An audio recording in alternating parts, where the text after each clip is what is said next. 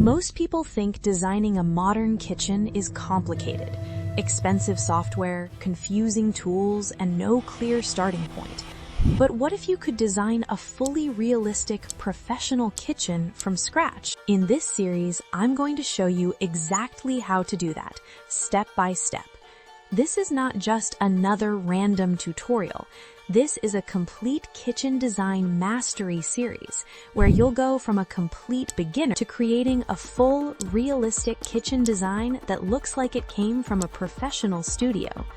Starting from the very basics, you'll learn how to create a floor plan from scratch, build walls, floors, ceilings, windows, and doors, design kitchen layouts with proper structure and flow, add cabinets, countertops, sinks, and appliances, apply realistic materials and textures, import custom models using SketchUp, add lighting, furniture, and decor for a finished look, create high-quality renders, and finally, turn your design into a cinematic video. By the end of this series, you won't just know kitchen design.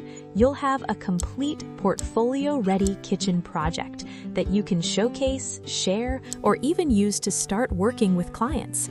This series is perfect if you're a complete beginner, an interior design student, or someone who wants to create professional-looking designs without years of experience.